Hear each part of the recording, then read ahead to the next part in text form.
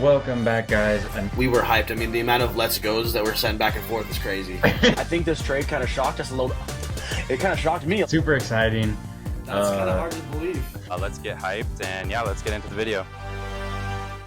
Welcome back, guys, to another episode of Talking Tridents, a Mariners podcast. We are back one day from the first game of spring training. We're recording today on Thursday, and tomorrow is the first game. So pretty exciting times. Also some other exciting love-hate news. Mitch Garver is back. We can't get rid of him. Mitch Garver is back. What do you make of this move?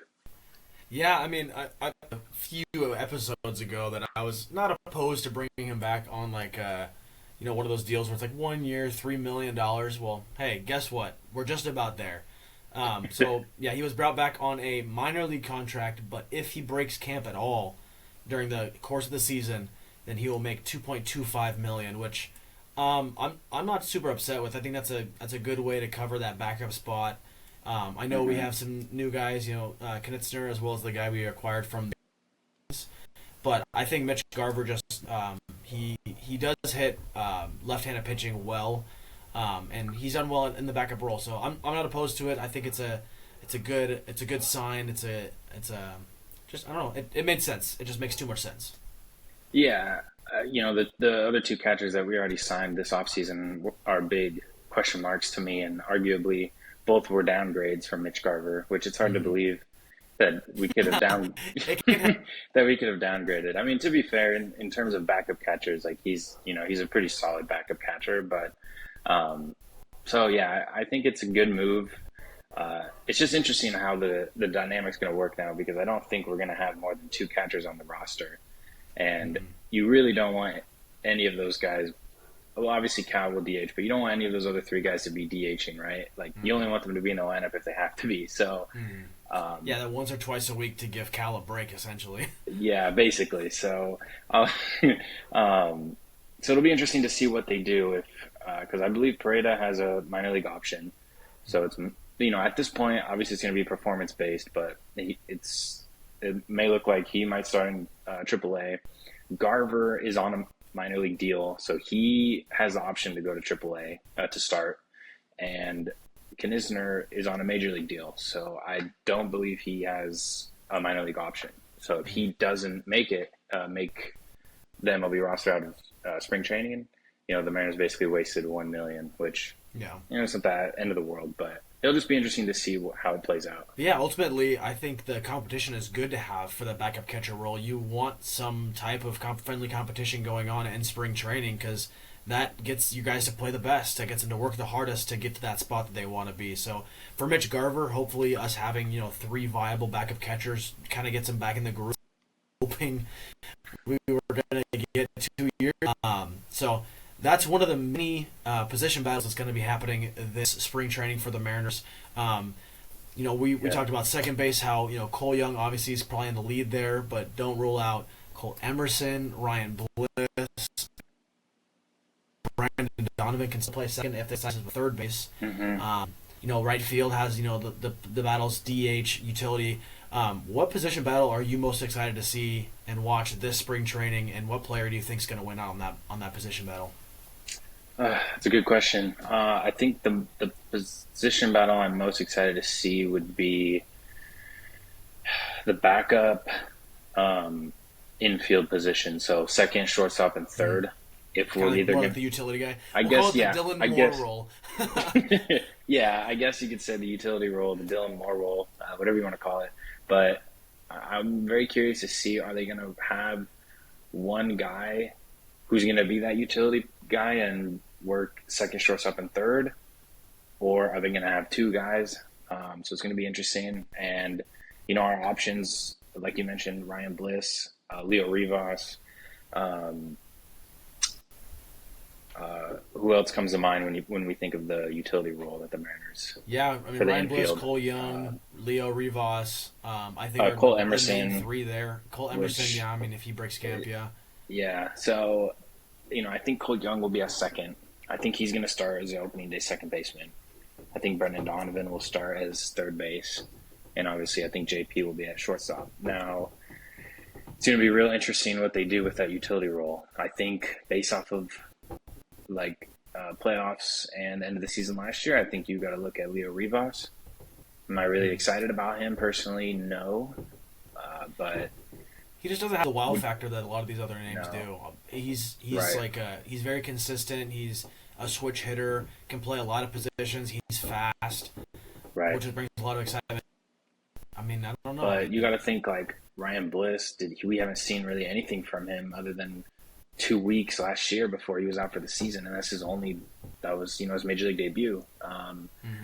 Is he still an option? I don't know. I haven't really heard too much about him in terms of like what he can bring to the table. The other option that I honestly think could be a reality is if, let's say, Cole Emerson has an amazing spring training and he looks like he could play. Do you think there's a possibility we see him at third and Brendan Donovan is that utility piece for the infield?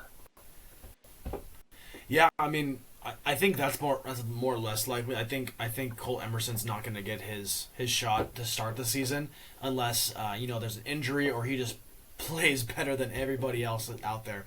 I would see Brendan Donovan as a utility guy because he can play second, he can play third. He's played corner outfield before, but I think Right. the corner outfield jobs are kind of full. I mean, you have names like Robles, Luke Raley, Rob Refschneider, and not to mention Randy Arozarena, all going for two positions. So I think that's less likely that we see that happen. But I mean, never put out of the question, right? I mean, you want to make your opening day roster your best roster you can put together, and if that means Cole Emerson is starting on the team, great. But I don't see them starting Cole Emerson, and I don't see them carrying him on as like a utility guy because he's young. He needs his playing time. So Yeah. if he doesn't Yeah. if he doesn't make that starting lineup, then he's going to be down in AAA or Double A even.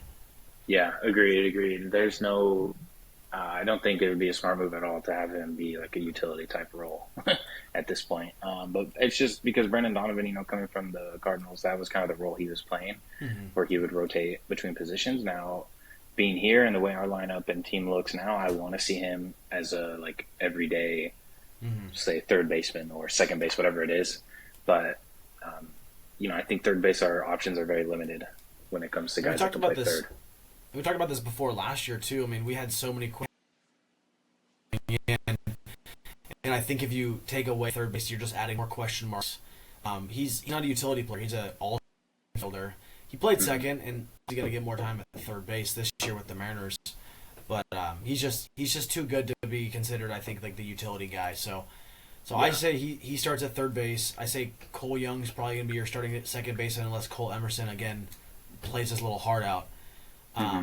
And I mean, you got 4 spots on the bench, so you got to have Rob Refschneider is going to be on your bench. It's going to happen. Right. A backup catcher is going to be on your bench, and then either Rayleigh, Robles, or a second infield guy is going to be those other spots. So I mean, the roster fills up real quick. It's going to be really interesting to see what the Mariners do. Yeah, exactly. So You said you're interested in the second base one. I'm far more interested in what they're going to do in outfield. Oh, really? Okay. Yeah, because Why look is at that? you look at Luke Raley 2 years ago. I mean, dude mashed. He played a lot of games in right field. He played center field when Julio needed it, but then last year was injury ridden. And guess who did very similar things? Robles did. Robles had an injury packed last year, and the year before that he batted like 320 something, in a small sample size nonetheless. But those two guys I think can improve your depth and the options that you have on your bench, but you can't have them both. Rob Refschneider, a backup catcher, and a Ryan Bliss. So I mean, it's unfortunate, but we're gonna be seeing something where either they're carrying one less bullpen arm, which I don't see happening, or Luke Raley and Robles are both on your bench. So we have to have a backup infielder, or at least a backup that can play infield, because if our bench is all outfielders, what happens when we need infield help? I don't know. I think Victor Robles, last year is a wash for me with the injury. I think we forget about that, and based off of the year prior, he was amazing.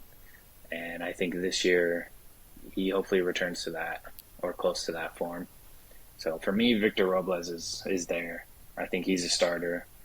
And I think possibly Rayleigh and, well, Ref Snyder has to be there. Yeah, Rep Schneider has a major league contract. They're paying him Yeah. $6.5 million. They're not going to just release him or trade him away right away. Dude, I think Luke he's this year's Donovan Solano. Yeah, please don't. I think Luke Rayleigh and Victor Robles, those two guys are fighting for that last spot. And it's gonna be very interesting to see who they go with. It's probably gonna be whoever's healthiest and whoever has the best spring. Yeah, if that's the case, really I think go wrong. If that's the case, yeah, I think Robles is gonna win it. But again, yeah, it's gonna be all left up to spring training this year. So, and I think probably at this point, to revisit the infield real quick, I think Leo Rivas probably has the edge over anyone right now, just because he was given the opportunities in the postseason last year and everything. So, and he can play second, third, and shortstop. So, I think that's don't count out Ryan Bliss though. Remember, he was our starting second baseman last year. He was, yeah. That's crazy to think about. So, hey, do we see a reality where Cole Young is in AAA to start the year and Ryan Bliss is at second? I was waiting for someone to say it. I mean, Leo Rivas is at second. There is a reality where that's true. And yeah. I think we saw last struggle when he came up. He had a really good stretch of like 20-something games, and then really struggled after that. Dude's young. Yeah. To rush him, and especially if you have a team now, and Leo Rivas, Ryan Bliss, there's a chance you can see Cole Young getting the first few months down in AAA again. I wouldn't rule it out, but I think it's less likely than anything else we've talked about so far. Yeah, that's fair. I think there's a opportunity for Ryan Bliss to still be on this team, but I think Cole Young and Leo Rivas have the top, at this point, at least going into spring training, have the kind of top spots, in my opinion. Position battles and more. There's been a lot of exciting things so far in spring training. There's been two names that I've seen thrown around a ton in these first 2 weeks of spring training. The two big pitchers that we have. This is what you've been waiting to talk about for all week. And Cade Anderson, my guy. These two are going to be beasts. Have you seen some of the name comparisons they've been throwing out for these two guys? Yeah, I saw Max Scherzer, right, as a comparison, which is crazy to think about. If that Garrett Cole, yeah, which is crazy if that's even close, right? I mean, that's really exciting. And to think about the years that we have control of those two and still, some of the pitchers in our rotation. Yeah, exactly. Yeah. Exactly. So there's one clip specifically I'm talking about. And we can't put it on here, obviously, copyright reasons. But Ryan Sloan's out on the press, and he strikes out not only Randy Rosa but Dominic Canzone, and gives Cal Raleigh a run for his money in that bat. They went to a full count and ended up being a fly out. I think Cal popped it out somewhere. But Ryan Sloan's 20 years old. 20 plus. That's big. And he hasn't even developed all of his pitches yet. And he's throwing 99 in spring training. So we talk about position battles. Is there a reality where, push like the Bryce Dios out of our rotation halfway through the season? That's crazy. But yeah, I mean, I think halfway throughout the season, I think that is a possibility. To start the season, I don't think that's a real possibility. I think we're going to go with the 5 solidified starters we already have. But if injuries, right, or if someone just outright sucks. I mean, if Bryce Miller is bad, if, say, someone else, then, hey, I think we could be looking at Cade Anderson or Ryan Sloan, especially if they have a good spring and they continue that in whatever level they're at, AA, AAA. I think there's a real possibility we could see them come up at some point this year. I heard Kate Anderson more than Ryan Sloan. It's like a possibility of him being ready. More polished. He's a little bit older. You know, he completed the college playoffs this last year before we drafted him, and you know, Ryan Sloan has some really powerful stuff, but he was still a third-round pick. You know, a lot of people slept on his name in that draft in 24. Mariners saw something, they grabbed him, and they're developing him into another monster. I mean, there's a potential that this guy could be, you know, Logan Gilbert 2.0. I mean, he's a big guy, but he's thrown harder than Logan ever did. So, That's crazy. Yeah, I mean, I think our for most of the year, but if and one of these guys is in Double A and they're slinging that and they're just their numbers look insane, I would not put it past the Mariners to skip over Hancock and give it to one of these younger guys because 100%. Yeah. These guys are exciting because guess what? We don't have a left. Yeah. Yeah. Exactly. And you know, Hancock already has had a plenty amount of opportunities throughout the past couple of years, and he really hasn't done anything consistent enough to be like make an impact, in my opinion. So, yeah. He's been a great at eating up some innings when we had some guys injured. Hancock, you might have lost your window, bro. These next two arms are coming up, and they're coming up fast. Right, exactly. So, hey, yeah, it's exciting time. It also, you know, this may be a topic for another video, but it intrigues the question: what are we going to do with the rotation in the future? Because we have 5 solid starters: Hancock. Logan Evans, I know he's injured for this year, but Logan Evans, those two, Ryan Sloan, Kate Anderson, and you know, it's like that's a whole nother rotation right there. 4 guys, and we don't have any room for anyone. So and then throw in Jonathan Diaz at the back end as your 5th guy. That's rough. But hey, I've seen worse rotations from the Mariners in the last decade. So yeah, me too. That's true. So trade all 5 of our current starters and then have that our new rotation. Okay, is this a realistic trade right here? Logan Gilbert, Brian Wu, George Kirby, and Castillo, and Bryce Miller for who? All those 5 guys for who? Ohtani? Shohei Ohtani. Yeah, straight up. It's the only guy you can say there. You can't bring anybody else, so that's the only guy. And even at that, I'm kind of questioning it, you know? Yeah, right. They might have to throw in Mookie Betts as well. I like that you brought up that question, though, because, I mean, these 5 guys we have are great. Luis Castillo's locked up for the next 2 years, potentially the next 3 if he has a vesting option. Logan Gilbert hits free agency in 2, Kirby in 3, Miller in 4, and I think Wu in 5. So I mean, not to say that these guys are, you know, near the end of their tenure, but if you can't get a Logan Gilbert or with George Kirby, you definitely start asking those questions. Hey, do we trade one of these guys now while they have some value, whether or not a rental for some other team, and then bring up some young guys like Kate Anderson, Ryan Salone, Emerson Hancock to give them a shot? I personally don't like the idea of that. I think Gilbert will be a Mariner, but definitely is an. Yeah, it is. It's like so many possibilities, and if we were in a rebuild, I think that would definitely be a realistic possibility. But I don't think the way Mariners sit right now, no, I don't think. But hey, and you know, episode we would talk about spring training, and it is options. Let's look back at last year. How little options that we had at all our positions. I mean, we're talking about a starting lineup that include Donovan Solano, Rowdy Tellez, Ryan Bliss. I mean, these are some names that it seems so distant that it's not even like a reality anymore, right? Yeah. It's like Brandon Donovan and a healthy Luke Raley, not Josh Naylor, a healthy Victor Robles. You know, we're talking about Ryan Bliss coming back. I mean, even that being your one of your options, Ryan Bliss is far better than Donovan Solano, in my opinion. Yeah, for sure. He's young, he's athletic, he's fast, and have success at the minor league level. So, how excited are you? Even just as a pinch runner, he has more way value more, than Solano. Because Donovan Solano couldn't hit a ball if it was the size of a volleyball. So, dude, don't sleep on Donnie Barrels. Come on. Do you remember that? Remember that little best stretch? nickname of the year last year.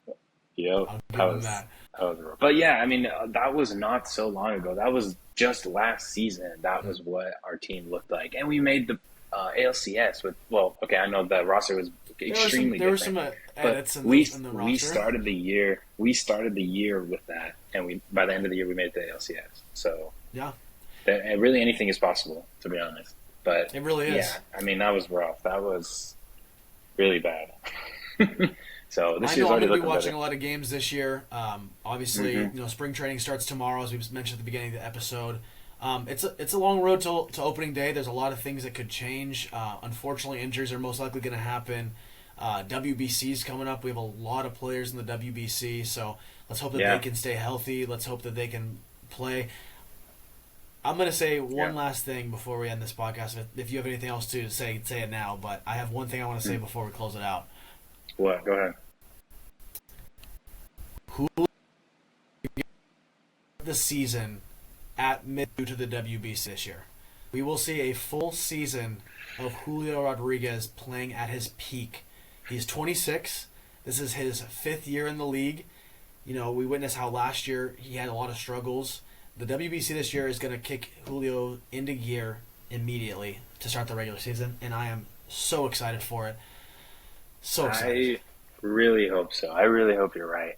That would be something we haven't seen from him since his rookie year. And even year, then I mean, was So I still remember in 2022 we go off to Florida to play the Miami Marlins, and after that series, Julio went on a tear for the rest of the year. Mm-hmm. Yeah. So I'm calling that's going to happen at the WBC. He's going to start on opening day against the Guardians, and he's just going to run with it from there. Good, because we know that he is a slow starter, and the WBC will hopefully get him. He'll slump in the WBC, and then by the time regular season comes, he'll be ready. So he'll be ready. He'll think it's the second half, and he'll go off. Hey, I can't wait for it, man. Yeah, I really hope so. But yeah, I mean that's our early impressions of spring training. We've got first game tomorrow.